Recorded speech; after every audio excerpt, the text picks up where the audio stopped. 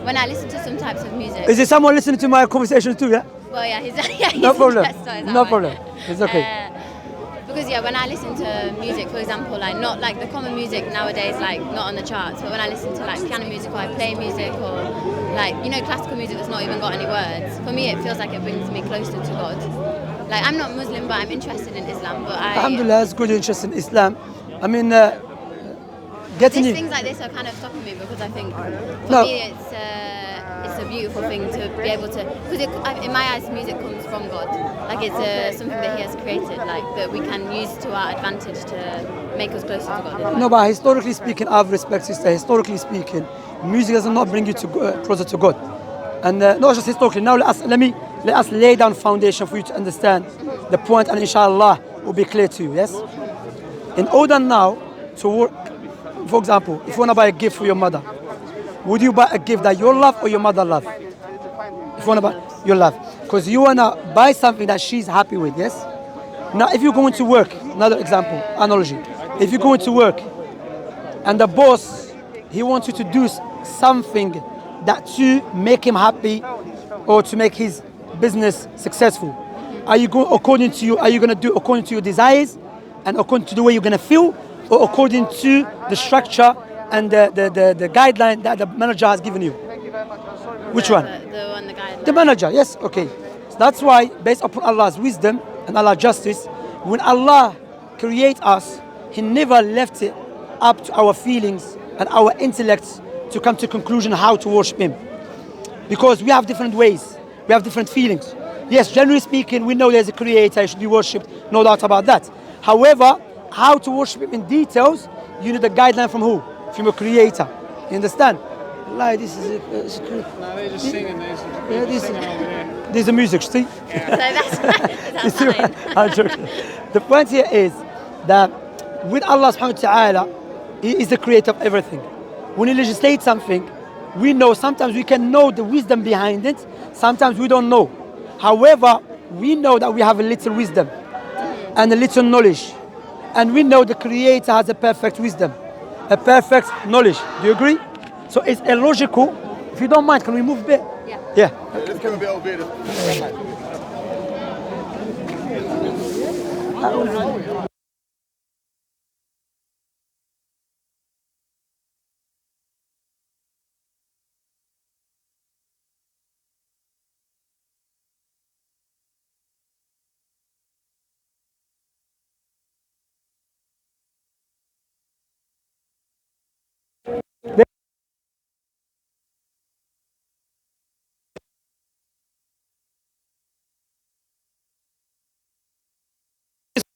Sorry, sister, just because there are people shouting that it's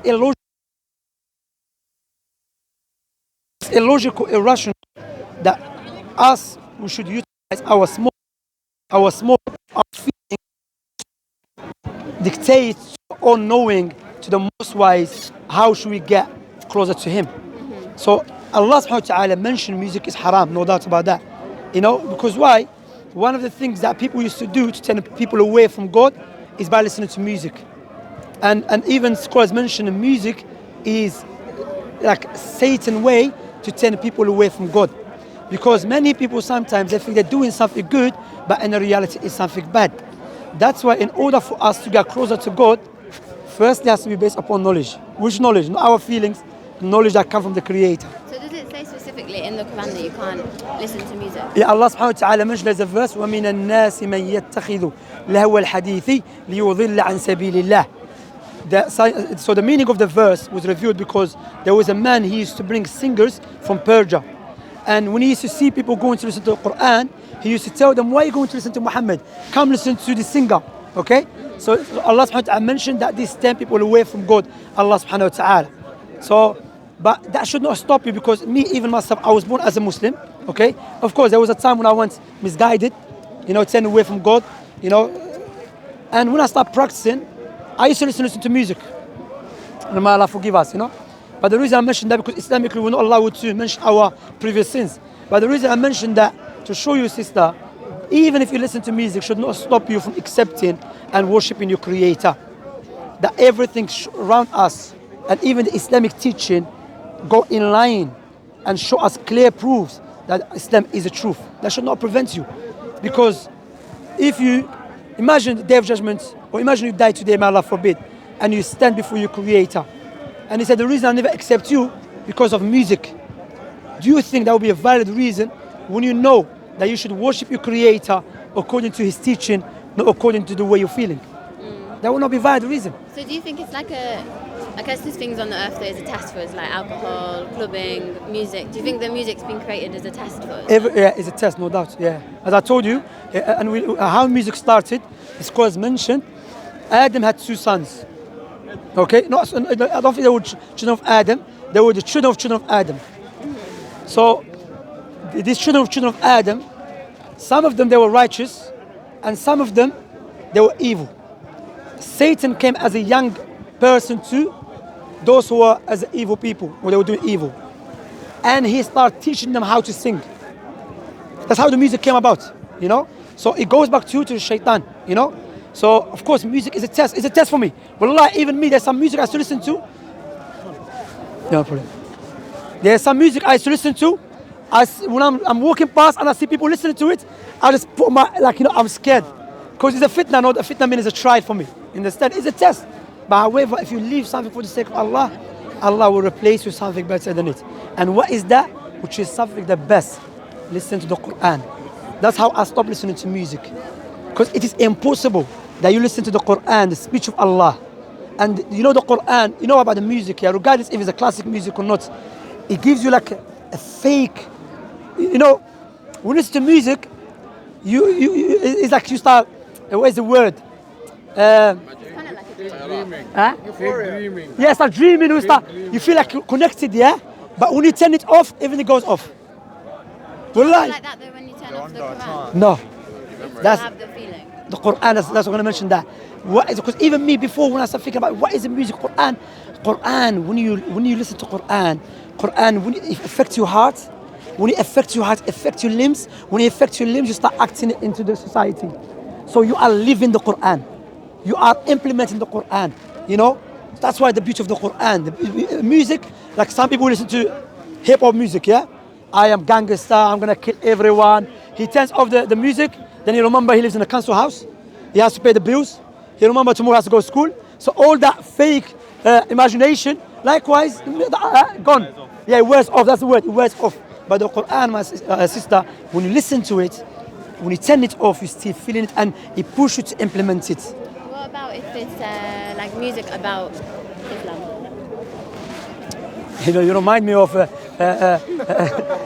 me of someone, even that. But you know, there's something we call shir in Arabic. What's it what? Shir, poem. A poem which is due with melody, but without instrumental music. Because there's a hadith in Nabi Sallallahu Alaihi Wasallam. Like you can listen to this, you know. Some people do it in English, you know. There's like a poem, they do with a nice voice. Some ulama said it's allowed. We'll go back to the poem and everything. But the haram is instrumental music. And Nabi Wasallam said, there will come a time when my ummah, my nation, will make silk halal and instrumental music halal, you know? So even this so-called Islamic music, it's haram, doesn't make any sense. It's like you go into, what they call it, or someone should do fornication, said Islamic fornication. Fornication is haram, doesn't make any sense, you know? So what I would say to your sister, don't let this thing to stop you. Because, look, when I start practicing, like I said, there was many things, it was very hard for me to leave. But I acknowledged, I said my own existence, everything, me personally, and whatever is surrounding me, I'm created by Allah subhanahu wa ta'ala. Allah owns me.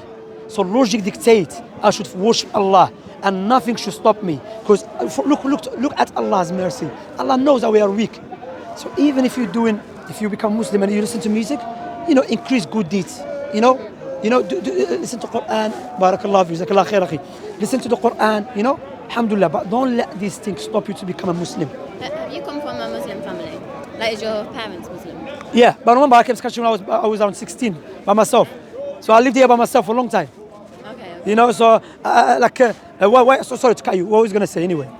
Because I was gonna say that, like, the way people have been brought up, like I was brought up a Christian, but I think that it's kind of hard to blame somebody for what religion they've become, or if they're atheist or not, because like even my parents, I don't think they've even met someone who's Muslim, because they're living in a place where there's no Muslims, like, and they are never really exposed to it at all.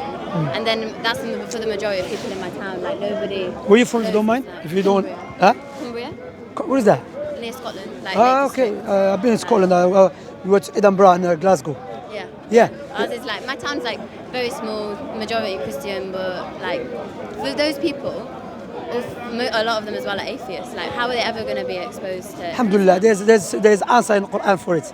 Allah subhanahu wa ta'ala said, وَمَا كُنَّا مُعَذِّبِينَ حَتَّى نَبْعَثَ رَسُولًا. Allah will never punish anyone until the proof becomes clear to them. So if someone lives like in your town and she dies or he dies as a Christian, then Islam, they will never expose to Islam. On the day of resurrection, Allah will never punish them straight away. Allah will test them, because Allah is just. Because like my wife, she's a revert. My wife, she came from a Christian background likewise. And I mentioned her story many times. She became Muslim when she was 14. Okay? And same thing, she was not majority of her life, but she came to this country when she was 12 or something. You know, she was in St. Lucia. And she didn't know about Islam, and she thought Islam was like, you know, because that time she was not exposed to Islam. But alhamdulillah, when she was exposed to Islam, she said made sense to me, and she accepted Islam when she was 14. So alhamdulillah, Islam teach us, Islam is just, sister. Even if someone heard about Islam, but is insane, Allah will not judge him. Because one of the conditions for Allah to judge people, and Allah just said for himself, not we impose on Allah, Allah put it for himself, sanity. Because sanity gives you the ability to differentiate between right and wrong. If you don't have the sanity, if you are insane, you cannot do that. So that's why Prophet Muhammad ﷺ mentioned there's 3 types of people. The pen is being lifted up from them, meaning they will not be held accountable. One of them is an insane person. One of them is a young boy who has not reached the age of puberty. The other person who is sleeping. Imagine I'm sleeping and I insult Islam. Allah will not hold me accountable because I was not in my consciousness. Understand? So alhamdulillah, Allah is the most just. Like even my wife, she asked me about her father. Her father died, but no one explained Islam to him. I mean, before he died, I speak to him, but he went majnoon, he went crazy. You know? And I said, alhamdulillah, make dua, pray to Allah he pass the test on the day of resurrection and you go to Jannah. Allah is the most just, subhanahu wa ta'ala. Do you think your prayers that you make now, for like, say example, you want to make a prayer for your wife's father, your prayers now in this day and age will affect his judgment on Judgment Day? Like your opinion of him, like your prayers to Allah? It depends if you're sincere. You know, Allah subhanahu wa ta'ala answers supplications. But remember, Allah is there also. Allah knows about the person which you do not know. You understand? Like for example, I mentioned this thing here. I always pray to Allah. He gives me. Wallahi, alhamdulillah. But there's one thing I've been asking for the last maybe 15 years. I don't have it. This thing is really affecting my life. Alhamdulillah. Alhamdulillah, I'm happy. Alhamdulillah, you know. If everyone says, Shamsi, you know, one guy said to me, Shamsi, you have no problem in your life. But I know, I'm looking at, Allah gave me many things. If Allah's not giving me that thing, therefore it's not good for me. Even I'm thinking it's affecting my life, but Allah is the all-wise. So Allah subhanahu wa ta'ala, because you know, as a human being, we judge actions or things based upon the appearance. You with me? You know, that's why in the Quran, there's a story of the young boy, or of the Khadr and Musa. When Khadr, he was a prophet of Allah, who Allah gave him the knowledge of the inward things. And when you do an action, what it leads to.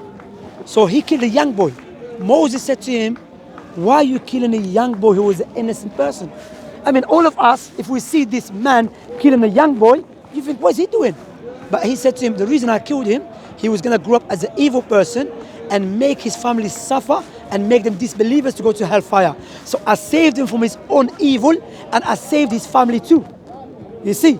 So look, subhanAllah, us judging actions like what happened, earthquake and everything, there's no doubt there's a wisdom behind it. Sometimes we know, sometimes we don't know. And the example I give always, imagine all of us here.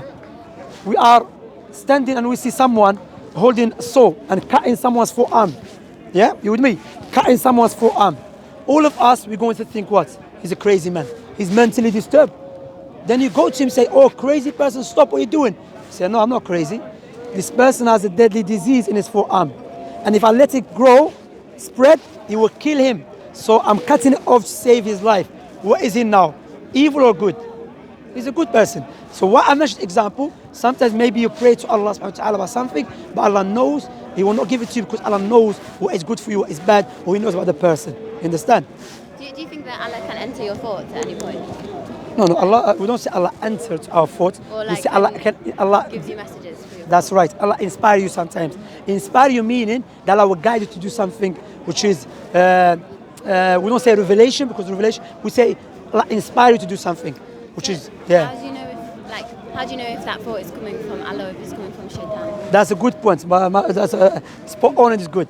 In this point, I say, then, because we have a criteria. What is the criteria? Is the revelation from Allah, which we can establish with certainty and knowledge and clear proofs is from Allah, and our thoughts. That's why the scholars mention our thoughts and our dreams cannot change Allah's legislation, because our legislation is the criteria. That's why, side points, that's why when we speak to Christians, they say about the Holy Spirit, but we're going to tell them, listen, we cannot even verify the Holy Spirit. You claim to have a Holy Spirit, he claims to have Holy Spirit, and you are saying the completely different thing. So how can we judge? But we as Muslims, we have the Quran and the Sunnah, and tell you, here sister, read, here brother, read, and you can see it's something tangible. So if your thoughts tell you to do something evil, okay, then you go back to Quran and Sunnah. For example, imagine Satan said, I'm a prophet, he tells me I'm a prophet of God. I say, no, wait. Allah in the Quran clearly said, Muhammad is the last prophet. So I know that's from Satan.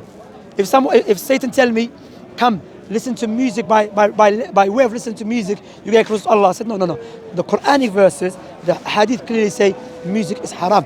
Someone tells me about smoking drugs. I met a guy. Literally, that's what he said to me. He said, you know how I mediate, how I worship God? I said, how? He said, by smoking spliff.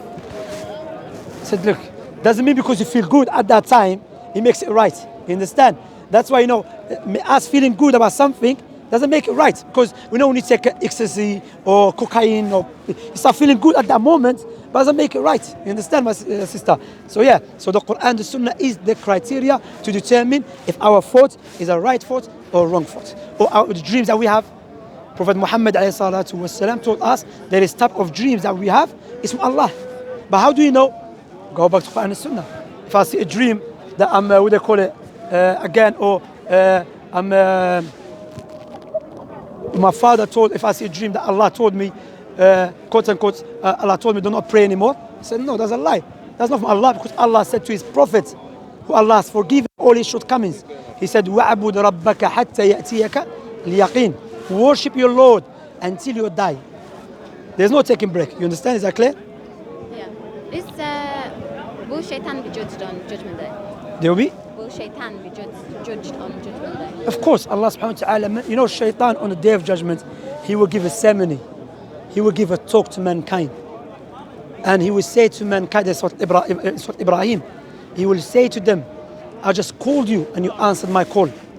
I never forced you. What I told you, it was a pure lie. And what Allah told you, it was the truth. I'm not going to save you, and you're not going to save me. And Allah even mentioned, Inna shaytan, another verse, yeah? Inna shaytana kana lil insani khadula. That verily the Satan, he will betray the son of Adam, or the daughter of Adam. So the Satan will be punished with the fire, no doubt. He will receive. Because remember, why Shaitan hates us? Because Satan was an arrogant person.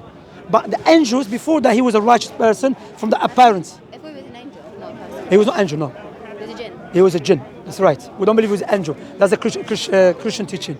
But Islamically, we believe he was a jinn, as Allah subhanahu wa ta'ala clearly states in the Quran. So that's why, test, what Allah tests us. And in Arabic, we call test as al-fitna. What does it mean? It's like when you put a gold into the fire, taftinhu. Put in the gold into the fire to see if it's a real gold or fake. So Allah puts people into the test in order to see if they are true believers or not. Because I can claim to you a believer of God, I love God, but as soon as Allah put me in a test, I turn away from it. As Allah said in the Quran, وَمِنَ النَّاسِ مَنْ يَعْبُدُ اللَّهَ عَلَى حَرْفٍ. Some people worship Allah on the edge, literally on the edge. If something good happened to him, he will say, Islam is good, I love Muslims. If something bad happened to him, he turns away from Allah. Allah subhanahu wa ta'ala mentioned another verse, خَاسِرَ الدُّنْيَا وَالْآخِرَةِ. This person will lose this life and the hereafter. So shaitan will be punished, no doubt about that. That's why, sister, It's now for you to take that decision. Say, you know what? I don't want to follow Shaitan. I want to follow Allah subhanahu wa ta'ala, you know. I mean, like I said, no one knows when we're going to die. There's nothing guaranteed in this life except death. How many people left their houses and never come back? How many people won't sleep, they never wake up? That's what Allah said in the Quran. All mankind, everyone, prepare yourself for the day of resurrection. Allah said, يَوْمَ يَفِرُّ الْمَرْءُ مِنْ أَخِيهِ وَأُمِّهِ وَأَبِيهِ وَصَاحِبَتِهِ وَبَنِيهِ. On the day of resurrection, when the man will run away from his son, the mother will run away from her daughter. On that day, everyone will say, myself, myself. Allah subhanahu wa ta'ala mentioned, وَجَاءَتْ سَكْرَةُ الْمَوْتِ بِالْحَقِّ ذَلِكَ مَا كُنْتَ مِنْهُ تَحِيدًا ونفخ في الصور ذلك يوم الوعيد وجاءت كل نفس معها سائق وشهيد لقد كنت في غفلة من هذا فكشفنا عنك غطاءك فبصرك اليوم حديد وقال قارينه. Until the verse, but the shahid here, the intoxication of death comes with the truth. When you're about to die, I'm not sure if you had a panic attack before, when you get confused, you don't know what's happening to you. When the death comes to one of us, the veil will be removed. You see the angels in front of you. What is going to benefit you? Nothing except your Lord. Believe in your Creator. And believe in Allah subhanahu wa ta'ala. This life, all these amusements, all of these temptations in this life is nothing in comparison to the hereafter. I was watching Dubai. You know, Dubai, mashallah, is so beautiful. Dubai is like a different world, man. Dubai is so beautiful, mashallah. I said to my wife, we're watching together. I said to her, you know, this is what we see. In comparison to paradise, it's like a bin. When you be in Jannah, when you compare paradise to Dubai now, you look at it as this is a rubbish place. What are we doing here? Jannah, paradise. That's why, you know, even our time, the atheist scientists, they want to look for eternity. But look, Allah is the most wise. Eternity in this life is not befitting. It's a punishment. Why? Oh, you get sick, earthquake. You don't want to live for long like this. You have children have children, you start feeling stressed, you have to do many things. So look how Allah is wise. Eternity is good for paradise. As for the evil ones, eternity in Jahannam. Because the greatest sin against Allah when you turn away from Him. You understand? That's why you have the choice now to accept Islam, to reject it, to worship your God. And I always mention this example, sister. Imagine you are in a house, may Allah forbid, you wake up and there's a fire everywhere. Alright? You try your best to save yourself. You try and you couldn't, you gave up. If you know it's over, I'm dying. I came and I saved your life. What would you say to me? If I saved your life, what would you say to me? Thank you. Would you remember me all the time? Yeah. I saved your life. No doubt you're gonna remember that brother Shamsi who saved my life. So why we don't remember and be grateful to the one who gave us a life for free? You know? That's why, you know, remember earlier on I mentioned about the gift. Likewise, if you want to worship your Creator, be grateful to Him, worship Him the way He wants. That's what Allah subhanahu wa ta'ala mentioned in the Quran. وَمَا أُمِرُوا إِلَّا لِيَعْبُدُوا اللَّهَ مُخْلِصِينَ لَهُ الدِّينَ حُنَفَاءَ وَيُقِيمُوا الصَّلَاةَ وَيُؤْتُوا الزَّكَاةَ وَذَلِكَ دِينُ الْقَيِّمَةِ. They have not commanded except to worship Allah sincerely. What is sincerely? For His sake. Likewise, Allah subhanahu wa ta'ala said, فَاسْتَقِمْ كَمَا أُمِرْتَ. O Muhammad, be upon righteousness the way you have been commanded, not the way we feel. You understand? And you know, sorry, you want to ask a question? I was going to ask, do you think that do you think you're in Islam out of fear or love? Like fear of the Creator or love for the Creator? No, Islam is based upon love and fear and hope. Justice. I love Allah subhanahu wa ta'ala. And I fear His punishments. And I hope that He will forgive me and enter me to paradise. Understand? See, for me, I get worried that maybe my intention is out of a selfish way because I want to make sure that I'm protected. But like, it worries me that I will go, because you know, if a Muslim leaves Islam, Yeah. it's worse than somebody who is atheist. Is that right? Yes, because he knew the truth. Because you knew the truth. Yeah, and he turned away from it. Yeah, that's right. Yeah. So for me, that kind of, the more I know, the more Yeah, you're in anxious danger. I get because I'm like, oh, maybe I'm going to reject it, and then I'm going to be the one that's actually worse off than an atheist. Yeah, but you know, sister, look what you have to understand. I was speaking to many people come to me said, not many people, some people say, why Allah is going to punish people in the hellfire? I said, no, the question should not be this, why Allah is going to punish people in the hellfire.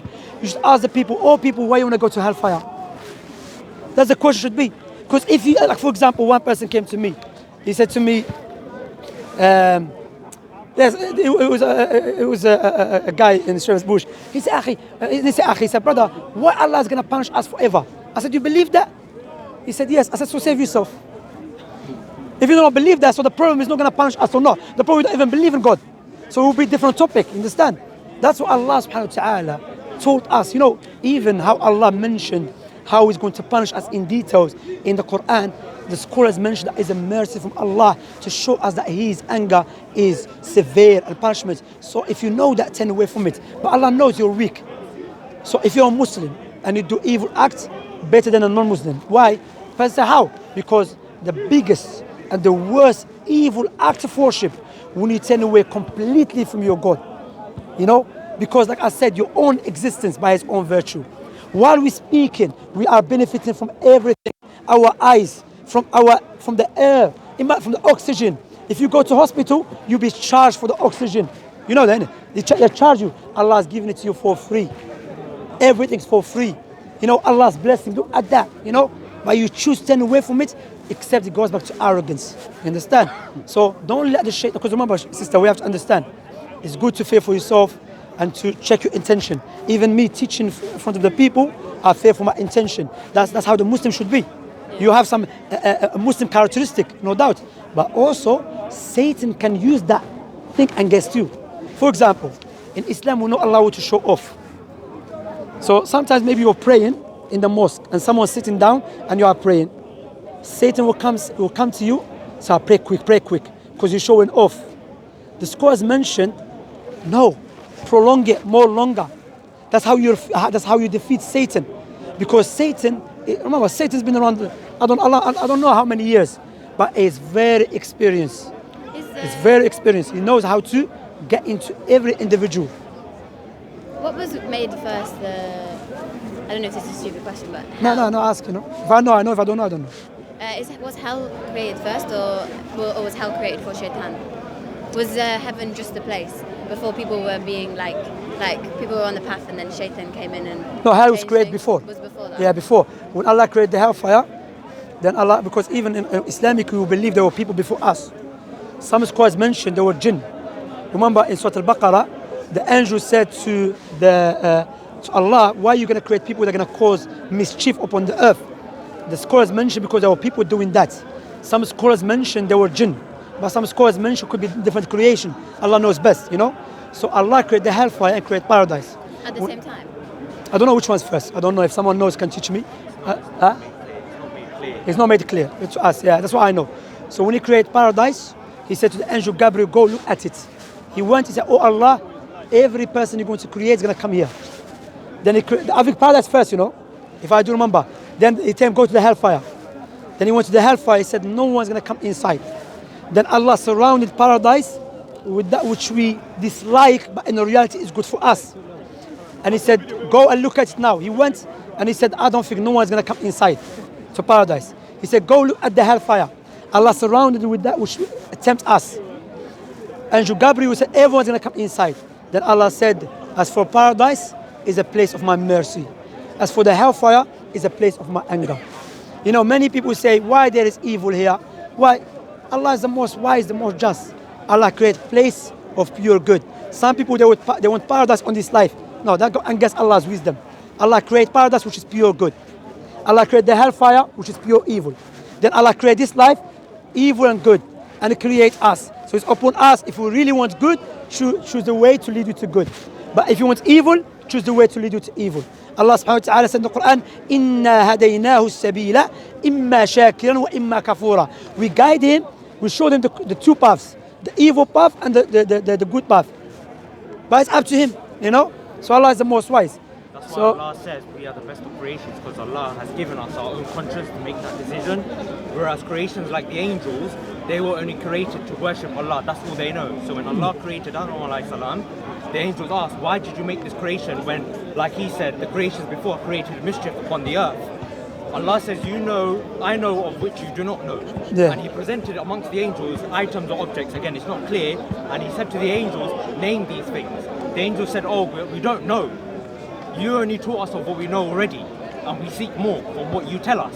Then he asked Adam alayhi salam, can you name these things? And Adam alayhi salam named all of them. And he goes, see, I know of what you do not know. And that's when the angel prostrated, not out of worship to Allah subhanahu wa ta'ala, but out of respect when Allah ordered the angels to prostrate. It's out of worship of Allah to Allah, but out of respect to Adam. Yes.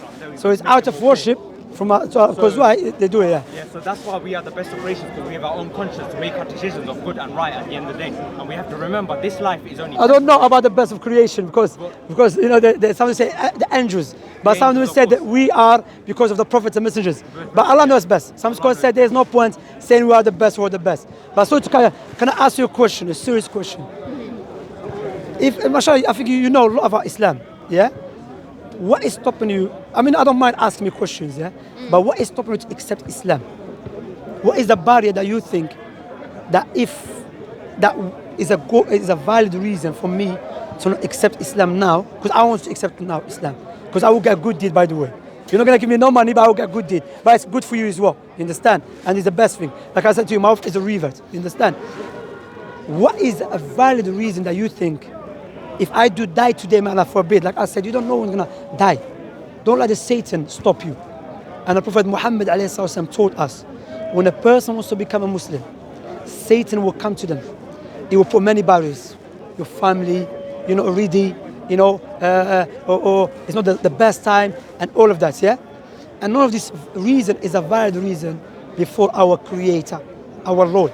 Remember, when I said to you, if I do save your life, if you are in a house and there's a fire, you would not say to me, Shamsi, give me time before I thank you. You would thank me straight away. You know, straight away you say, thank you, Shamsi. Likewise, now you know the truth. I mean, you should accept it straight away. And step by step start learning. Understand?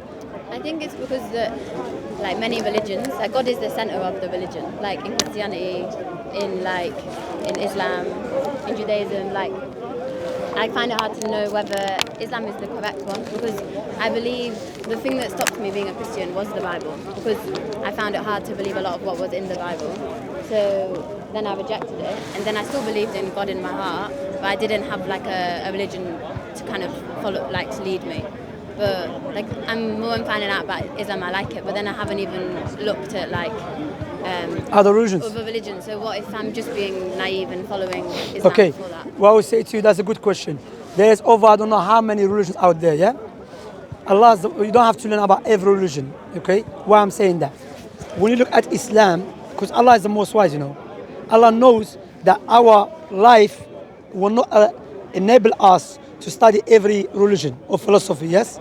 That's why when Allah sent down Islam, or Quran and so on, He gave us so clear proofs to come to conclusion with certainty Islam is the truth. And there is no doubt if Islam is the truth, whatever opposes it must be the falsehood. For example, if I say my brother here, Jamal is in speaker's corner right now recording me. Regardless how many people make philosophical ideas or philosophical arguments, Jamal is in China swimming under the water, I'm not going to accept it. And I don't have to spend my time to study their reasons. Understand? That's why I bring you back to my point. My point here is, when Allah created you, He created us with something called universal tools. What is our universal tools? It's our something called al-fitra, natural inclination, and al-aql, salim, sound reasoning, and our senses. These tools, that's why you gravitate towards Islam. Why? You gravitate towards Islam, not just you. Majority of people. Remember, look, let me make something clear to you, which will show you why Islam is the religion of Allah subhanahu wa ta'ala. There is a huge war against Islam. There's what? A huge war against Islam online. In the media it's crazy. In Australia, every single day, either 50 articles or lesser speaking bad about Islam and the Muslims. In Britain, there's many articles too. In France, in Belgium, in Germany, in New York, in America. This is a huge war that has been waged against Islam. If it was waged against any religion or philosophy, that religion would die. There's no war against Christianity, and Christianity is dying. Yeah. Likewise, Judaism. Judaism is a tribal god. Okay, it's a god that cares about the Israelites. The rest of the people, you just serve the Israelites. Yeah, which doesn't make sense to any human being. Okay, so now when you look at Islam, even there's a huge war against Islam.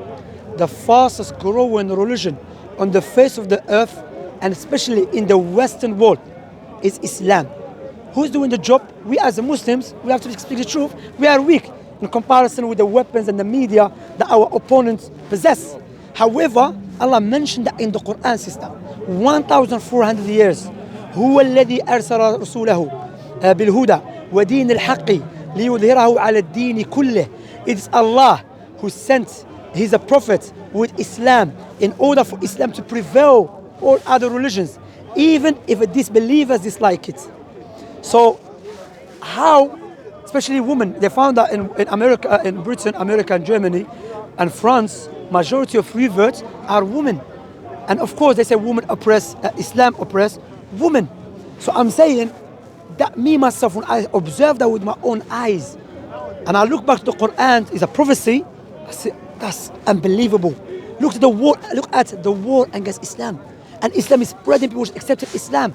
You know, even now, like I said, influencers online, famous people inclined towards Islam. Because sister, the war that is happening now against human nature, for Islam's side, which when I say human nature inclines towards Islam. Islam goes in line with our human nature.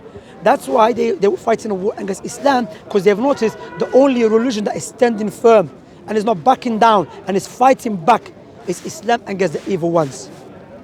That's what increased my faith. Islam is the truth. That's one of them. But I will give you something which will give you certainty. Pay attention to this, yeah? I'm sorry for taking your time, by the way. No, I came here. So. Thank you very much for giving me your time. So Islam came to preserve 5 things. Yeah? Islam came to preserve 5 things. Islam came to preserve religion. What does that mean? It means in Islam, we're not allowed to pray to anything beside Allah. Even we're not allowed to pray to Prophet Muhammad. We're not allowed to be atheist, agnostic, polytheist, none of that.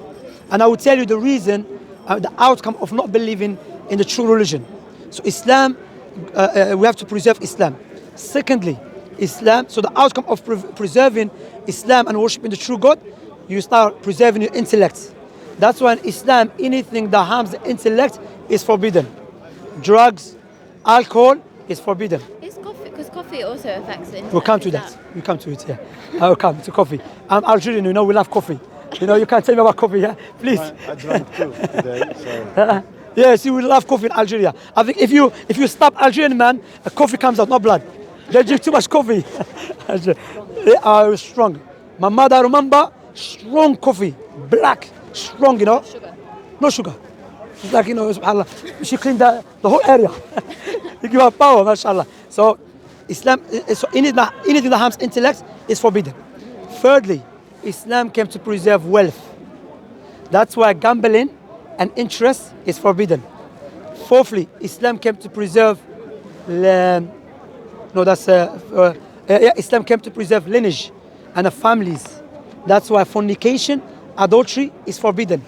Lastly, Islam came to preserve life. That's why anything harms our body, our life is forbidden. Killing innocent people is forbidden. Committing suicide is forbidden. So look at when you worship the true God. The outcome of that, you have a good society. These very healthy things for our society. The opposite of that, which majority of our society allow it, not just allow it, glamorize it and propagate it, alcohol. Destroy us individually and collectively. Gambling, likewise. Interest, make the rich richer, poor poorer, is a slavery. Likewise, fornication, adultery, destroy families. Likewise, what is it? And these evil things goes back to what? To not worshiping the true God. But yet there is some people are benefiting from these vices, from alcohol, gambling, interest, you know, this prostitution and so on. Majority of times are those who are in power.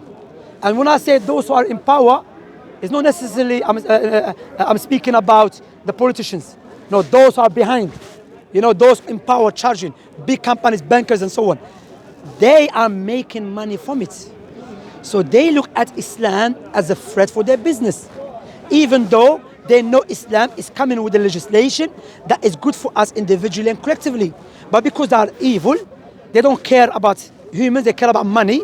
So what they're going to do, because they have lots of money, they're going to utilize the media to make us look bad, to make Islam look bad, even though I've just broken it down that Islam is good for us individually and collectively.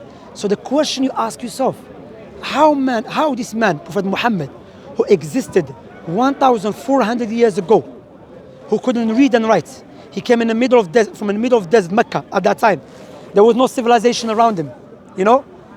He came with a perfect way of life. On the other hand, we have these politicians, sociologists, scientists, studied in the best universities around the world, yet they cannot resolve the problems we are facing. Because Prophet Muhammad, his religion that he came with his 5 universal necessities that come to preserve, came from the Almighty Creator, who wants good for you and for me and for everyone. You know, when Allah legislates something, there's no evil desires involved. There's no bias involved. But when the humans legislate something, there's evil desires. I'll give you an example of that. I can go to a shop next to a shop off license. I can sell drugs. Yeah? The police will come arrest me. Yeah? They will not arrest the shopkeeper. Even though what I'm selling, it causes the same, what the shopkeeper in the off license is selling alcohol, it causes the same harm that I'm selling, the drugs cause. Likewise, majority of crimes is being carried out because of alcohol. So why I'm gonna get arrested and a shopkeeper who's causing the same harm is not getting arrested? Because from alcohol, they're making a lot of money. There's high taxes. You see, that's why when you do not follow God, you contradict yourself. That's why the Islamic Sharia, you know, and let me clarify something. When we say Sharia, I'm not talking about these Muslim ignorant ones who say we come in here, take over the country and force everyone to do this or that. That's not Islamic teaching, by the way. That is a lie which the media propagates. Islamic Sharia, to take care of Sharia law. Sharia. You don't say Sharia law because Sharia is a law. Sharia is a divine law. Okay. Yeah. What is exactly in that law? In that law, take care of your parents, take care of your neighbors, worshiping Allah. The most important one, worship your Creator according to His teaching. Likewise, take care of the environment. Likewise, have punishment for the evil ones, for the criminals. That's why, out of experience, sister, those who have problem with the capital punishment that Islam came with, sometimes they are ignorant about Islam, or they themselves are criminals. For example, if someone murders someone here, do you know where they put him? In prison. I mean, I mentioned that a long time. May Allah forgive me. I want prison in this country. This prison here is Holiday Inn. I'm not glamorizing, yeah? Don't go prison, okay? But literally, it's Holiday Inn. I remember when I was in streets, I used to eat once a day. You know? There, 3 times a day. You have television. If you're good, they give you PlayStation 2 at that time. Then you have association, you play football. Then you go gym. It's a nice life. I don't have to pay tax. I don't have to pay bills, especially the bills too high now. Rent. One second. You don't have to pay rent, you know, none of that. So this is Sharia law. Sharia law is coming to protect us. Do you think there's any country with this? What's the country do you think is the most, like, living to the Sharia law the most? Saudi. I believe Saudi doing it. They have mistakes, no doubt, but you know they're not perfect. But Saudi is the most the country that implements Sharia. Do you think it's possible for it to be completely 100% Sharia? Yeah, inshallah, like interest not allowed, they allow it, may Allah forgive them, which is haram. It's not permissible to do that. And when you look to Islamic Sharia, wallahi, it's good for you and for me. It's good for everyone. But why people hate it? Like I said, either ignorant or themselves are criminals who want to do crimes and get free. For example, I've noticed when people have problem with Sharia, I think they argue and they defend the criminals more than the victim. I think, bro, what about the victim, man? The woman been raped and you're focusing about the guy. Doesn't make any sense to me. That's my point. My point is, when Allah legislates something, there's no bias. And I'll tell you what is the difference between Islamic Sharia, divine Sharia, no Sharia law. Sharia law doesn't make any sense. It's like saying insan human. Insan is Arabic term for human being. You know. So divine Sharia, the example analogy I give is like treating yourself with a natural remedy. Or, because natural remedy, what it does, it treats you from the roots. You know, when you go to someone naturalist, he will tell you, look, let me see what you're eating, what is your diet, and so on. When you go to GP, he give you what? Paracetamol. What is the painkiller do? Painkiller does not deal with the roots, with the problem from the roots. What it does, just maintain or manage your symptoms, or covers it up. But the Islamic Sharia deals with the roots problems. That's why we have something called Saddu Babu Dara'i'. What evil leads to evil is evil. So if I know by me bringing the singers here to this country and paying them money to glamorize killing and being a gangster and disrespecting women and so on. I said, wait. This is going to create a generation who start disrespecting their sisters and a woman. So I'm going to stop that. No, I give them money and glamorize them. Then I said, yeah, you make your own choice. No, I care about the people because sometimes people cannot make up, especially when they're in drugs and so on. You understand? So my point to bring you back, when you look to Islamic Sharia, when you look to the prophecy that Prophet Muhammad said, it gives us solid proof why Islam is the truth. And when it is the truth, whatever goes against is falsehood. Christianity, it doesn't make any sense. God became a man, then God died for your sins, but God created you with the sin. The Bible, the Old Testament, God told the Israelites to kill children because something happened 500 years ago. That is haram in Islam. Allah said, لا تزر وازرة وزر أخرى. Likewise, King Herod. huh? The King Herod. No, it's in Samuel, Saul. Yeah, Samuel. Likewise, God regrets. Even the prophets, who are our best example, the role model to follow, they are worse than Stalin. You know Stalin? Stalin, Mao, what's his name? Hitler and so on. So the point here is that when you look to subhanallah, to Islamic teaching and what Prophet Muhammad came with and so on, subhanallah is a perfect way of life. And you look to Hinduism, they don't even believe in God, it's a philosophy. You know, but Islamic is good for you intellectually, spiritually, physically, socially, which is everything's connected. Allah subhanahu wa ta'ala, when He creates, Islam is not just for you, sister, or for me to be inside the mosque. No, Islam for the government to implement it, you know, to implement Islam. And the outcome of implementing Islam looks at the crime rate in Saudi and the Muslim countries and compare it to the Western world, which we call civilized country. I don't know what it means. I want to understand what does it mean civilized. Is to have a clean road? That's something good. But if you have a clean road and a man is sleeping with the animal or animal, just crazy stuff happening, you know, that's not a civilization. That's why Islam came to take people from true darkness into the true light, and from true backwardness into the true civilization. And there's many prophecies I can give you now to show you why Islam is the truth and why Muhammad, the messenger of Allah, is a true messenger of Allah. I can give you 2 incidents to show you Muhammad is not a liar. Okay? One of them. A man came to Prophet Muhammad ﷺ. This man was married to a woman that she doesn't like him anymore. And he wants to stay with her. He loves her. Loved her and wants to stay with her. So he used to follow her in the streets. She doesn't want him anymore. Prophet Muhammad ﷺ went to her and he told her, why don't you go back to him? And remember, she believes he's a prophet of Allah and she must obey him. That's the foundation, yeah? Then she said to O Messenger of Allah, are you telling me as a messenger of Allah or you just try to mediate? He said, no, if he was a liar, imagine I'm a liar, claim to your prophet. And he's my friend, yes? And he's married to you or to another sister. Then what I'm going to say is my friend, I'm going to be on his side. So I'm going to lie to you. I said, listen, God told me you need to go back to him. But what he said to her, I said, no, God never told me. I'm just trying to help. But if you want to go back, go back. If not, it's up to you. That's not characteristics of a liar. No way. Another incident. During his lifetime, he had a son called Ibrahim. His son died. Ibrahim died same day when there was eclipse. You with me? There was eclipse, yeah? His companions were not familiar with eclipse. So they tried to connect the dots. His son passed away, there is eclipse. So they said the reason there is eclipse because Prophet Muhammad's son passed away. If he was a liar, remember the liar would try to utilize any opportunity to back up his claim.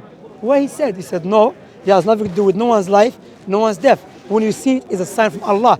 Go pray. What he did, he connected them to Allah. And there's many incidents when you see this man is a truthful person. Bear in mind, his own people used to call him as-sadiqul amin, the trustworthy, the truthful person. So when you look at Prophet Muhammad's biography, look at his legislation. Biography, you mean the hadith? His biography, how he lived. Biography. Okay. How he lived. Like the example I gave, the incidents, you know. Is that in the hadith? Or the... Even the Quran. In the Quran, Allah said, Noon, wal qalami wa ma yasturun, ma anta bi ni'mati rabbika bi majnoon, wa inna laka la ajran ghayra mamnoon, wa innaka la ala khuluqin azim. Allah said, Allah swore by His creation, because we have to take it off by Allah. But Allah, if Allah wants to show us the importance of His creation, He will take oath by it. He said, "Oh Muhammad, you're not a crazy person, and you are upon a great conduct. Once Prophet Muhammad ﷺ, he was walking, a man grabbed him from behind and pulled him. His companions got angry. Even you can see the mark of the pulling. He turned to him, he said, may Allah have mercy upon my brother Musa, the Prophet Moses. He said he was harmed more and he was patient. And the Prophet Muhammad gave him what? The man said, give me some money. Prophet ﷺ gave him a sheep. The man went back to his people. He said, I came from someone that does not fear poverty. He didn't say to him, you crazy man, how dare you? You know, even when you look at, what they call it, the story of, I was going to mention the story of Abu Bakr as-Siddiq, his best companion. His best companion brought his father to Prophet Muhammad. Prophet Muhammad said, why you do this? You should call me, we go to him. He's older than us, you know. Even Prophet Muhammad, when he was in Medina, a Jewish man had a problem with a Muslim. So a Muslim, they went to Prophet Muhammad to judge between them. Prophet Muhammad judged in favor of the Jewish man. If he was a liar, he's going to defend his Muslim brother. Or he's a follower. He said, no, he said the truth is with him. That's why even the Jewish people at that time, they never used to go back to their rabbis, because their rabbis used to take bribes. They say, no, let's go back to Muhammad. Even they don't believe he's a prophet, say, no, go back to him. He will judge us accordingly with justice, you know. So there's many, many proofs I can give you. When you look to any religion, it is nowhere from God. So you don't have to, because you cannot spend all your life studying all religions. It's too much. But this is sufficient for someone who, with a sound reasoning, and I believe you are one of them, sound natural inclination, to incline towards Islam. What do you think what I said so far? Does it make sense? Yeah, I get that. So like a week ago, I spoke to my friend who was a Muslim. Sorry, I just want to put, I have many things holding. Go on. He was a Muslim and then he left the religion. And I told him, maybe I'm a little bit interested in Islam. And I told him like some of my customs.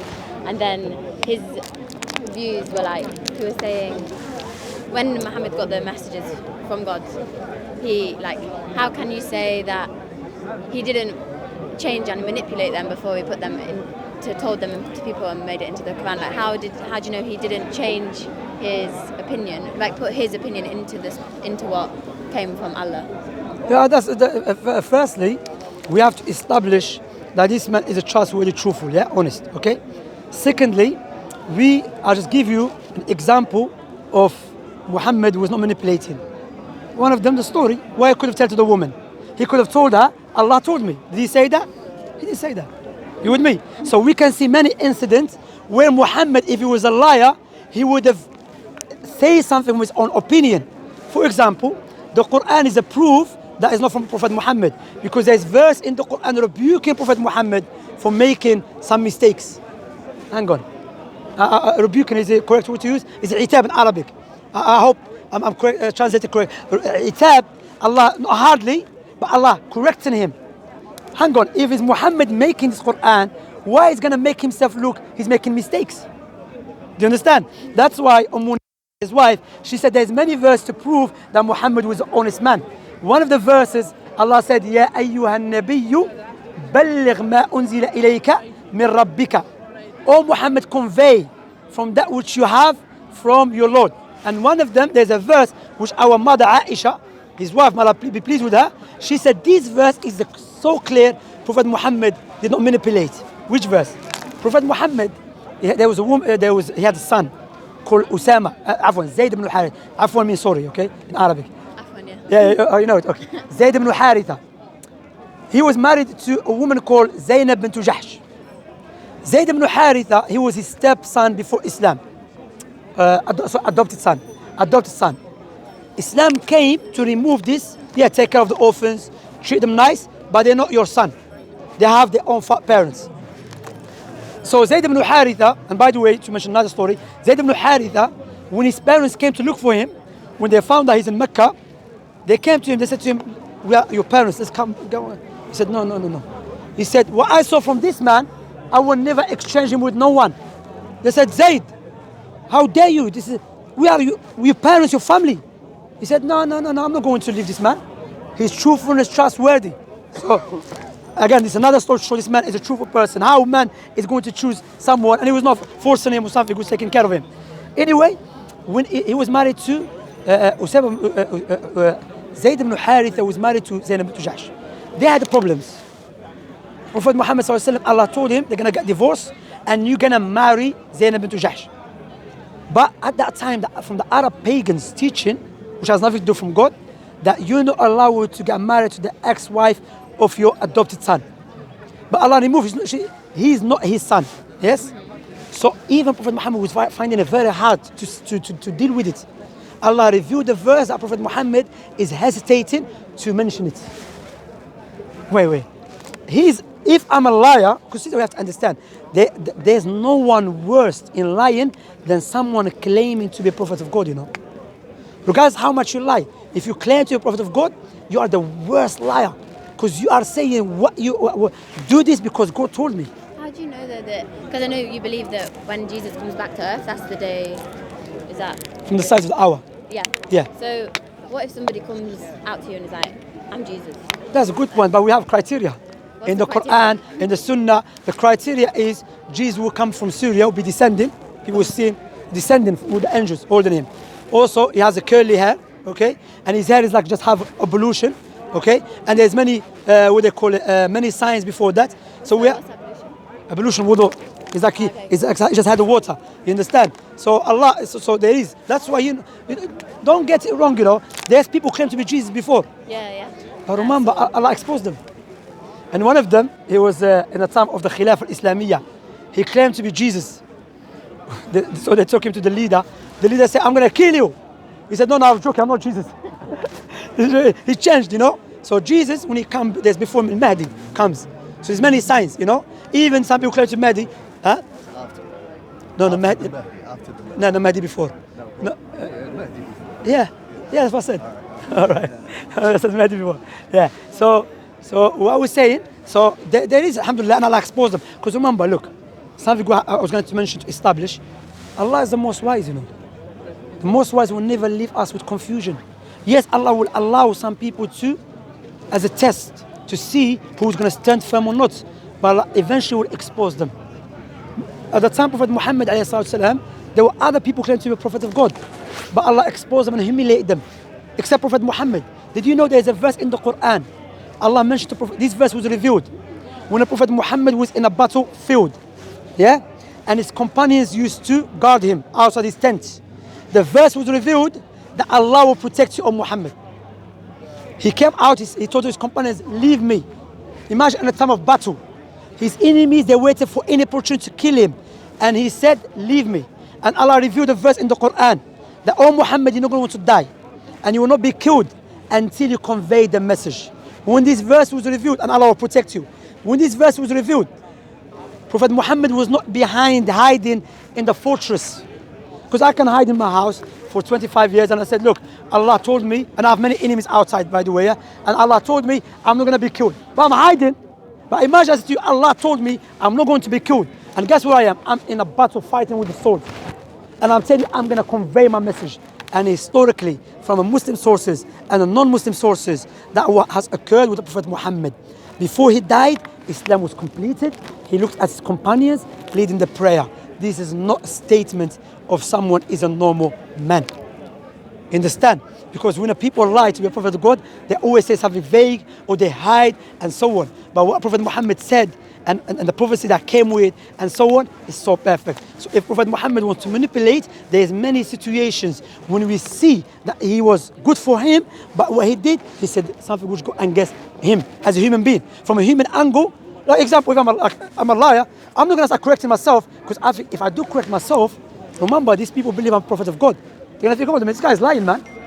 But even Allah subhanahu wa ta'ala said in the Quran, in Surah Al-Haqqa, وَلَوْ تَقَوَّلَ عَلَيْنَا بَعْضَ الْأَقَاوِيلِ لَأَخَذْنَا مِنْهُ بِالْيَمِينِ ثُمَّ لَقَطَعْنَا مِنْهُ الْوَتِينَ فَمَا مِنْكُمْ مِنْ أَحَدٍ عَنْهُ حَاجِزِينَ.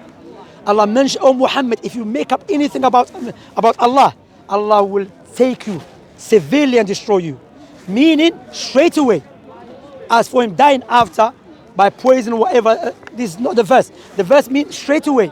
But the fact that Prophet and Prophet Muhammad said, Islam will spread far east, far west. Historically, Islam spread all the way to China and all the way to Andalusia, Spain, even now America and so on. Again, you know, that's why as a Muslim, we don't believe Islam is the truth because I had a dream. In my house, I was sleeping. I said, sister, I believe Islam is the truth. Why Shamsi, brother Shamsi? Because I had dream Prophet Muhammad came to me. Or one day I was in prison, I saw Jesus or Muhammad. No, we don't work like that. Alhamdulillah. This personal experience, okay? But Islam is based upon universal proofs, which you and I and all of us here, we can analyze and come to conclusion that must be the truth. Anyone with a sound reasoning inclined towards it. So what this person said, the biography of Prophet Muhammad and the Quran refute him. About Prophet manipulating or adding, no. You can see clearly. Even there is a verse, Allah said, عَبَسَ وَتَوَلَّى أَنْ جَاءَهُ الْأَعْمَى وما يدريك لعله يزكى أو يذكر فتنفعه الذكرى أما من استغنى فأنت له تصدى وما عليك ألا يزكى وأما من جاءك يسعى وهو يخشى فأنت عنه تلهى كلا إنها تذكرة. Until the end of the verses. Allah said about a man, so what happened?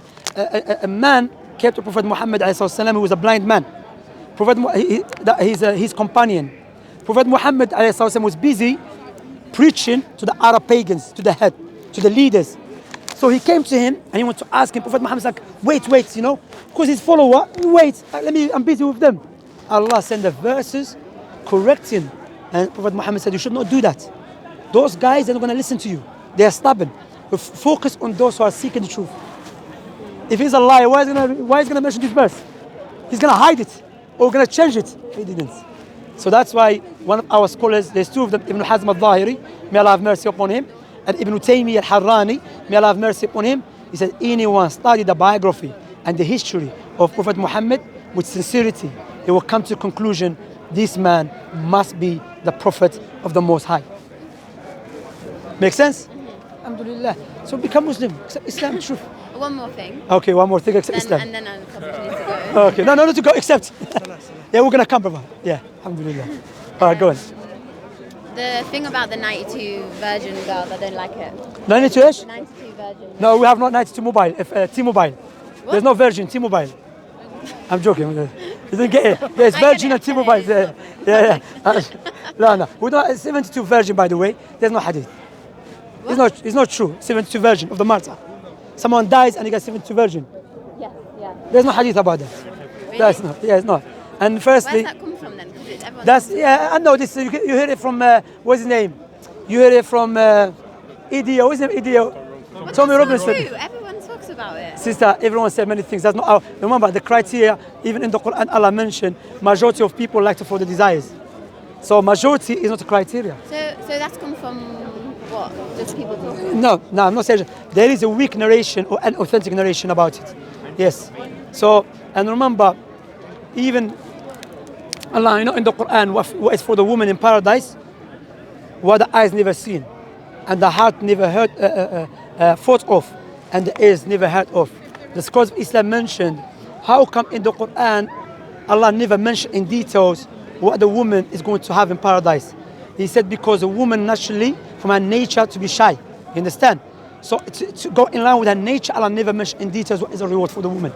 Rather, the woman in paradise will be more beautiful. The Muslim woman, it will be more beautiful than the woman of paradise. You understand? And the reward they will receive better than them. You understand? So alhamdulillah. So this stuff, people just say 72 virgin, it's 72 mobiles, man. It's just it's a nonsense.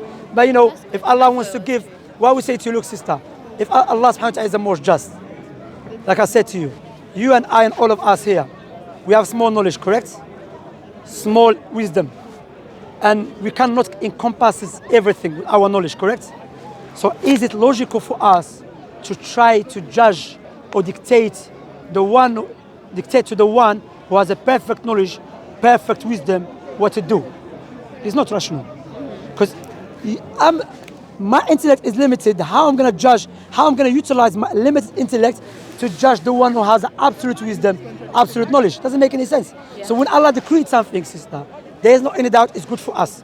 But Allah is not going to wait for you to ask you if you like it or not. You understand?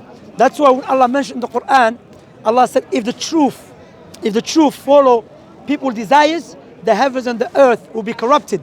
The scholars of Islam mentioned meaning that we like quick things, even though it's bad for us, but we don't know it.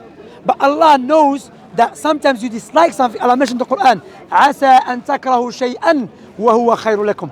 Perhaps you hate something which is good for you. And Allah mentioned also, وَعَسَىٰ أَن تُحِبُّوا شَيْئًا وَهُوَ شَرٌ لَكُمْ. Perhaps you love something which is bad for you. And Allah finished the verse with, وَاللَّهُ يَعْلَمُ وَأَنْتُمْ لَا تَعْلَمُونَ. Allah knows and you do not know. So no doubt there's some legislation that some of us maybe going to struggle to understand it, but there's a basics to understand everything. That the Creator is all-knowing, all-wise. When he legislates something, he's not going to ask me. Like for example, someone came to me. He said, I said, worship Allah.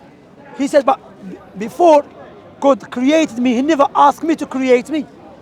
Look, this is a nonsensical argument. I said, wait. So you want God to ask you before he create you. But in order to ask you, he has to create you. This sophistry. But if he created you and he's your God, logic dictates you cannot submit to him. You're not going to ask him, God, you should do this, you should do that. I'm talking on Allah. Many people don't understand who is Allah. And this question comes from the atheists who originally from Christian background. They think God is a man or something. No. Allah is Al-Aziz, the Almighty. Al-Jabbar, the Compeller. Al-Rahman, the most beneficent. Al-Qawi, the most strongest. Al-Ghalib, the one who overpower everything. Al-Qahhar. And when you understand Allah's attributes and you compare yourself to the creation of Allah, will humble you and you say, oh Allah, forgive me for my shortcomings. That's what Islam teaches us, humbleness. When you're praying and you finish the prayer, what we say? Astaghfirullah, Astaghfirullah, Astaghfirullah. What does it mean? I seek Allah forgiveness. I seek Allah forgiveness. Meaning, regardless how much you worship Allah, or I worship Allah, or anyone else worship Allah, we will never fulfill Allah's right over us. Because just the eyes, the blessings of the eyes, just the blessings that we have, our worship, how many years we've been sleeping? If you calculate our life, majority of times we're sleeping, studying, doing something which has nothing to do with the worship of Allah. That's why we enter into paradise with the mercy of Allah. Prophet Muhammad, they said to him, O Messenger of Allah, even you enter paradise with the mercy of Allah. He said, even me.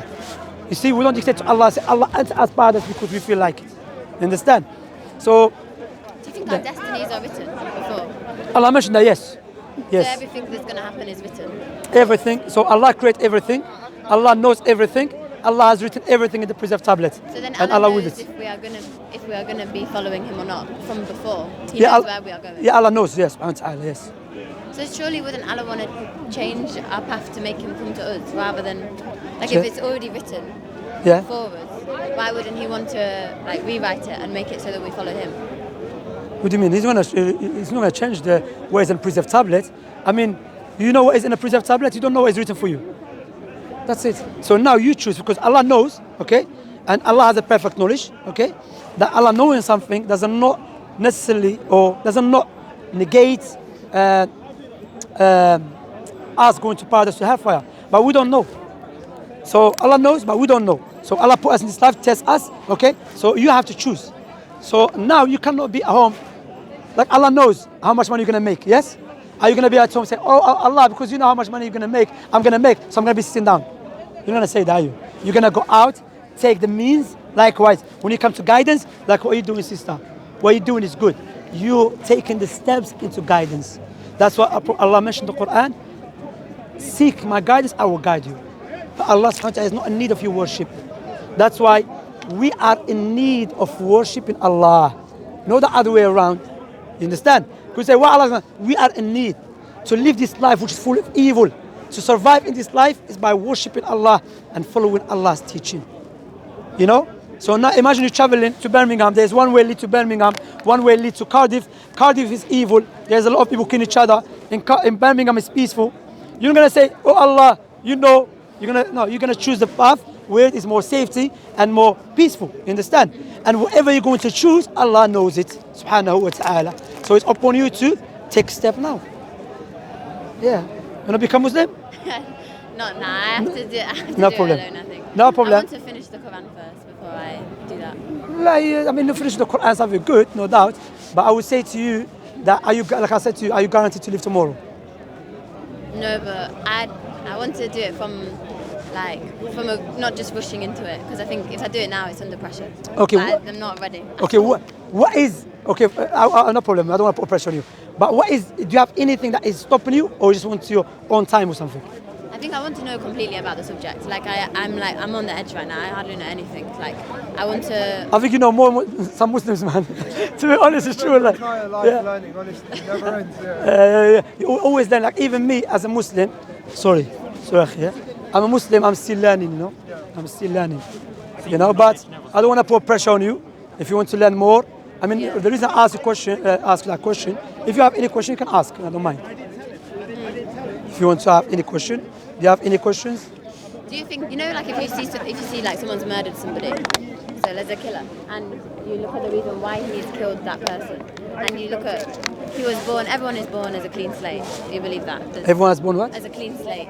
Yeah, clean, yeah. Pure, but Yeah, we don't believe like we're a Christian, we were born as a sinner. We don't believe that. yeah, We're born born pure. And Yeah. for example, say you lived the exact same life as the man that killed that person. You lived, maybe had abusive parents, maybe then was like rejected from society, and then up to the point where he kills the guy. You've done the same. Would you make the same decision as him if you had the same experience? Do you think, or do you think it's down to free choice? What is the question again? So if you live the same life as a murderer, he killed an innocent person. You live the same life as him, completely from zero to the time he killed the person. Do you think you would make the same decision to kill? Do you think it's because you are born as a clean slate? You are all of your experiences. Everything you do is because of your experiences. Do you think that then you would also make the same decision, killing him, or you think because you have your own free will, you wouldn't do that and you would? That's right. First, let us break it down for you, okay?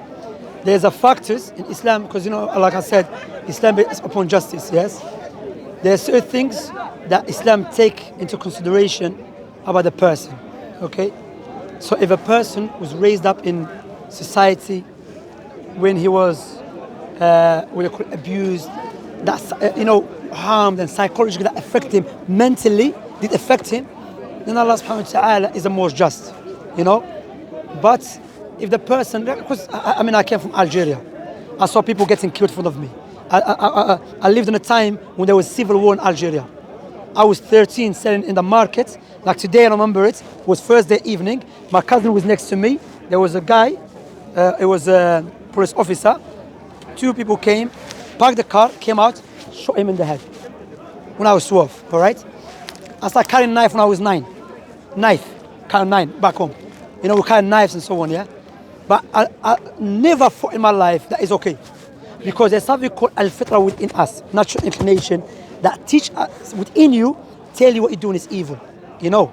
So Allah subhanahu wa ta'ala is the most just. If the person becomes psychologically not well, do you remember the hadith I told you, Prophet Muhammad's statement? The pen has been lifted, the pen has been lifted up from 3 types of people. One of them is someone who is insane, you know. But if the person is not affecting him emotionally, that doesn't not allow him to go kill innocent people.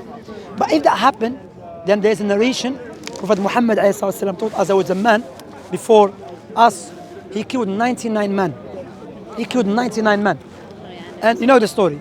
He thought, you know what, it's too much, I need to stop. He went to a worshipper. And this hadith or this story, there's many benefits we can learn. That when you want to ask question, you don't go to a worshipper. He has to be a scholar as well, someone of knowledge. The worshipper said, there's no way, there's no hope for you, man. You killed 99 men, bro. There's no hope. He killed him 100. Then he regretted. He went to a scholar. He said, there's nothing between you and repent to Allah. You know? He said, however, don't stay in this society. This society is evil. Go to the other village. On his way there, he died. Then they measured. He was more close to the society or the environment or the town of righteousness. Allah forgive him. Allah is the most merciful. You know when people ask about this person, that person, remember that's his creation. And Allah is the most merciful. But also, Allah is the most just too. You understand? So that's why, imagine I've been forced to kill someone. You know, if someone forced, I don't know about forcing because you can, but imagine someone hold my hand, they hold me forcefully. It's not even me. Hold my hand and they start stabbing someone. They hold me, but the knife was in my hand. But I've been forced. I couldn't. You know, Allah will not hold you accountable for it. Allah will not hold you accountable. Like now, imagine, you know, the people that they walk sleeping, you know, and they do something while they're sleeping. The pen is been lifted from them because why? They're not there. So Allah is the most just, Well, sometimes we think about people, Allah is the most just. That's why Allah, when He clarifies the truth, when it's clear. Like not even, for example, if I drink alcohol, but I didn't know it was haram in Islam, Allah will not hold me accountable. Yeah, Allah is the most just. What was the thing you were going to say about coffee? Okay. Not just coffee. In Islam, anything that harms the body, then it's forbidden. Okay? Quite a lot then, fast food. For example, once, we were young back home, we had a bottle of water, like 2 liters, me and my friend. Water is halal to drink water, correct? But me and my friend says, let us drink it non-stop. We drank it, I thought I was going to die. I didn't finish it, but I vomited the whole water, Now, that is haram I was doing. Even though the water has to be everything in balance. Yes, that's why Nabi alayhi salatu wasalam, our Prophet alayhi salam, gave us the principles. That's why, sister, when we say Islam is valid for every place and every time, because Islam is based upon general, universal principles, which scholars derive rulings from it. Prophet Muhammad said, do not harm yourself and do not harm others. This applies to marriage, this applies in transaction, this applies in anything that you do in your life. That do not harm yourself and do not harm others. Understand? So there's many principles. Coffee, like I said, we love coffee, but if it's harmful for you, don't drink it. Like sugar, likewise, eating sugar too much. If it's harmful, don't drink it. Too much of anything can be harmful. Yeah, Everything. It's how you balance it out, like you said. Balance is very important. Yeah. But then you also just think. That's why the Prophet said, هَلَكَ الْمُتَنَطِّعُونَ. The extremists, they will be destroyed. Extreme in what? Not just in religion, even in religion, sister. Even in religion.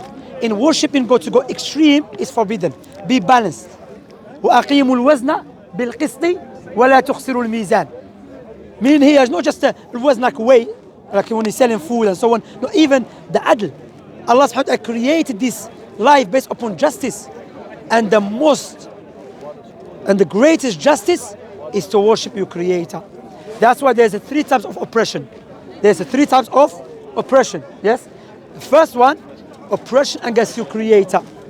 Because what is oppression? Oppression when you put something in a wrong place, or you give something to someone that does not deserve. So you worship someone other than the true Creator, you are committing injustice. The second oppression, when you oppress the people. The third oppression, when you oppress yourself. See? And Islam oppression is forbidden. Even non-Muslims, we're not allowed to oppress the non-Muslims. Prophet Muhammad told us that Allah will accept the prayer, the supplication of the one who has been oppressed, even if he's a non-Muslim. That's why Prophet Muhammad told us, fear the prayer and the supplication of the oppressed one. Why is I don't know if the Muslim world is reacting to this a lot, but you know what's happening in Afghanistan? Like, I feel like everyone's very silent about how Islam is being implemented there and how women aren't allowed to go to school, and like I don't really hear much about anyone reacting to it at all. Like, but people, they're like representing Islam in that way. I know they're not the true representation of Islam. Like, they've gone on a very extreme. Look, sister, I don't agree with Taliban. Yes, I don't agree with Taliban. I believe the Aqidah, mean their belief system. The Muslims, our belief system is corrupted. Yeah.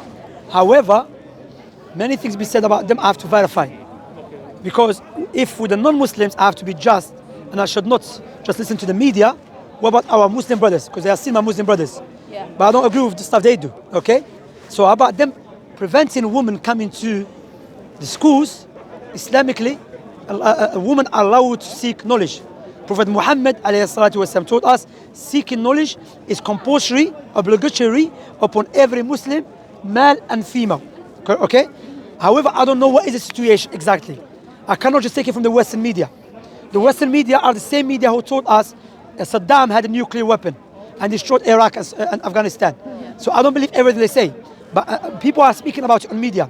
However, sister, why no one is speaking about our Muslim sisters in France not allowed to study in schools and colleges and universities because they cover themselves? Why no one speaking about it? What you mean, why Muslims not speaking about it? No, Muslims do, and non-Muslims, but no one. Even the Muslims are not speaking about it the way they should be speaking, including myself. I'm falling into shortcomings. May Allah forgive me. But non-Muslims, France is our next door neighbor. Afghanistan is far away from us. If you have a food and you want to give it who's the one who deserves it? Your next door neighbor first. Don't go to, you're from Bush, you go to Brixton. Or you're from London, you go to Scotland. Do you understand? So now if we have problem with preventing women from seeking knowledge, why the British government and American government and European government are not speaking against the French government for not allowing a woman to go to, what is the problem with covering yourself? I don't understand. Yeah. I don't understand. Once I was on a train, I was coming from the gym, and there was a Muslim sister, and this guy is having a problem with her. He didn't know I was a Muslim. I said to him, let me ask you a question, yeah? Let me break it down for you to show you what you're doing, just foolishness. What is your problem? She's just covering herself. Why are you angry? Yeah. Wallah, when I said that to him, yeah, he said, it was hard for him to register, yeah?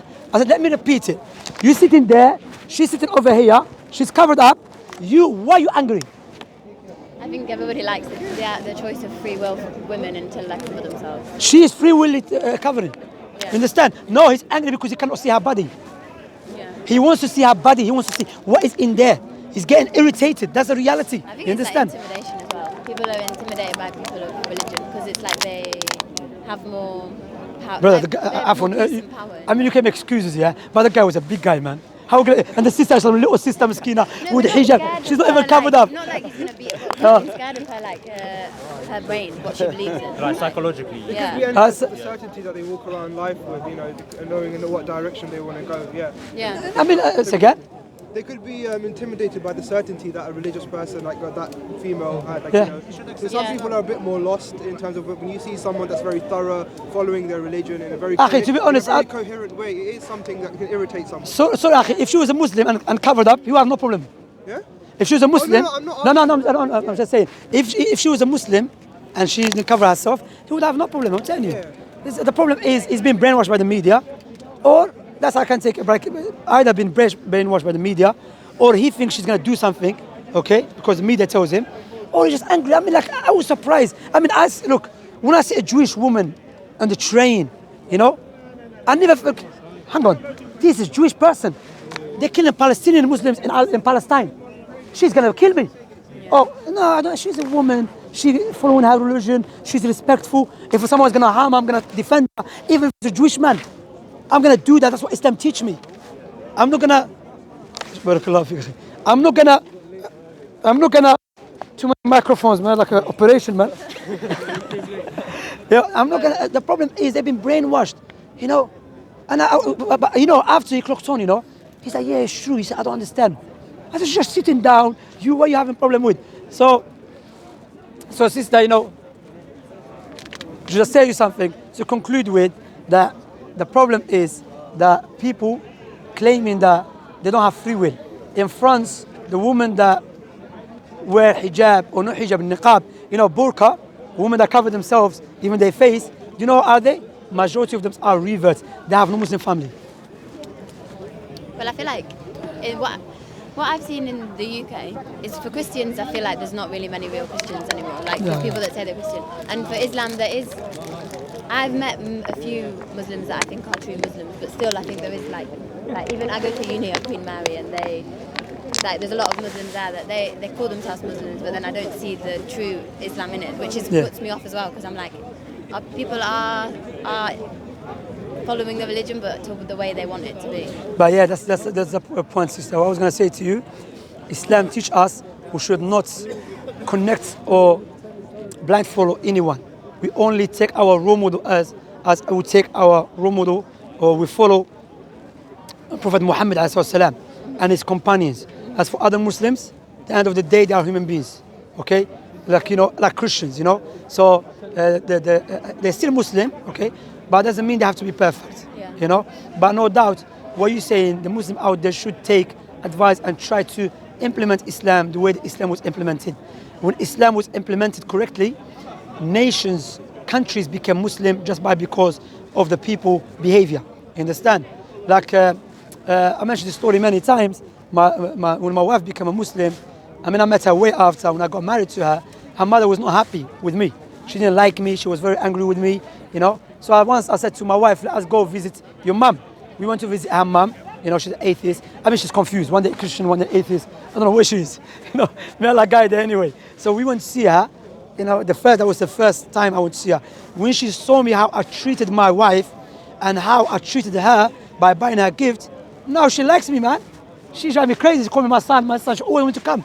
You see, so they say actions louder than speak louder than words. Yeah. So but at the end of the day, when you look, even me, I'm not perfect. I have my own struggle.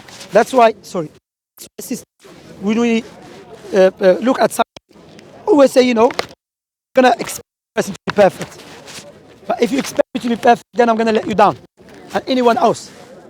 Even you, sister, when you're gonna become Muslim, inshallah, start practicing. You're not perfect. No one is perfect. All of us, we have our own struggles, our mistakes. But Islam teaches us that be honest. If you make mistakes, I made mistake. May Allah forgive me.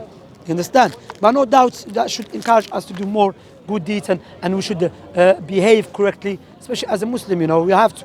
Islam pays attention to good manners. But there's one thing, good manners. There's two types of good manners. Let me ask the Muslims. There's two types of good manners. We finish. Or three. What are they? What is the first one? First type. Many people focus on people. As long as you be good to your people, to the people, no. First, to show good manners with our Creator. Creator has given you everything, and you're not doing nothing for Him. Where is our good manners? Second one to the people. You understand? But many people miss the first one and focus on being good to the people. Yes, be good to the people. Serve good shirts, recommended Islam, highly recommended. So. Yeah, alhamdulillah, Afghanistan, what they're doing, we have to go, because yeah. my friend's gone with the key for the house. No problem. I'll let you go. Inshallah, this is our chat. Look, do you have Instagram? I'll show you our Instagram page. You can contact me, or not me because I know my channel. I don't have a personal Instagram. This is our one. Okay. Yeah, you can take a picture if you want, so not forget. Channel there. All right, take care of yourself. Have a nice evening. All right, take care. Bye. Thanks. There's still time for Maghrib. The brother was asking, still time for Maghrib. Pray. Ibn Taymiyyah, there's a nice fa'idah. Ibn Taymiyyah mentioned Ibn Abbas in the masjid. It was a Maghrib time, yeah? And Isha, the person, Ibn Abbas, Isha time. Sahih Muslim, okay? Ibn Abbas radiallahu anhu ardah started what? Ignoring the person. Until he said, yeah, Ibn Abbas, Isha time. Ibn Abbas said to him, are you going to teach me the Sunnah? Are you going to teach me the Sunnah? I saw Prophet Muhammad alayhi salam combining between the Maghrib prayer and Isha prayer when there was no rain or severe wind. Why? To remove the hardship. Ibn Taymiyyah, may Allah have mercy upon him, commented on this narration in Fatawa. He said, if a preacher or a da'i is saying something to someone and he believes that he has to carry you on, there's greater good, he's allowed to delay Maghrib until Isha. You understand? And our, alhamdulillah, we're not delaying to Isha, it's still Isha time, because the Maghrib is between when it comes in all the way to Isha time. Or some of them said when the redness disappears, and it's still daylight, by the way, ma. Don't say, this I'll be that there. They say, Shamsi, don't pray. No, we still pray, alhamdulillah, look. Yeah? Barakallahu feekum. Hayyakum Allah, may Allah bless you. Let's pray, ya habibi. After. Alaikum salam, akhi. Wait, there is many. صلوا في الخارج إن شاء الله. ما شاء الله. التونسي سوري كيف حبيبي؟ والله قالوا لي شمس عندي وهراني قلت نشوفوا انا وهراني انا مهرن من وهران هو من وهران عجبتني يا اخوي راك قناع بارك الله فيك الله يعزك مليح يحطوك في قناه الله يبارك فيك الله يعزك اخي شكرا جزاك الله خير يا لا يا اخوان the microphone السلام عليكم اخوان how are you اخي you okay good السلام عليكم how are you doing you right الحمد لله You have any operations though? والله يجد الله and the problem اخي المشكله they put you and they leave yeah والله يا اخي You know what? Keep it. you know once I took one mic with me home alhamdulillah they don't have strong Bluetooth You were talking all the way home, man. It's like they're recording you. Everyone listening podcast, isn't it? والله مشكله هذا حقنا. You know the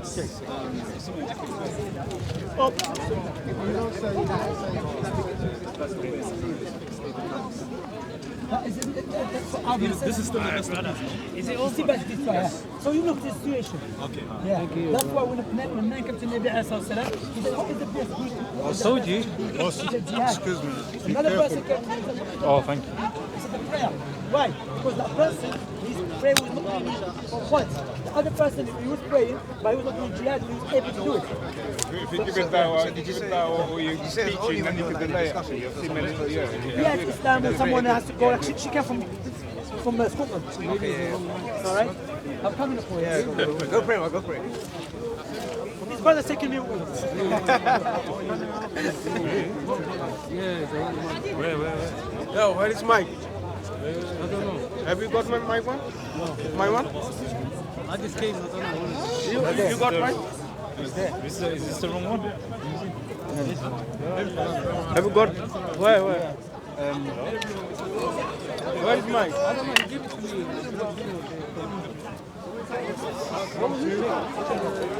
Where is it? I don't know. I just Black Junior gave me mine. I just came. I took all of them. Wait, has anyone else got a black mic? Where's his mic? Huh? Have you got extra mic? Thank you.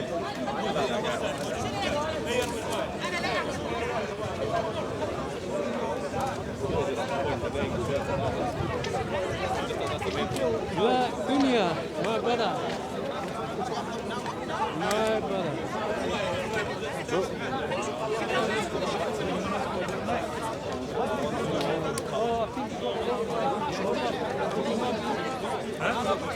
You need to stop it. Yeah, that's it. Which one? Who's got it? Yeah, they have the same mic. The old one. Shamsi. I'll look after it, go.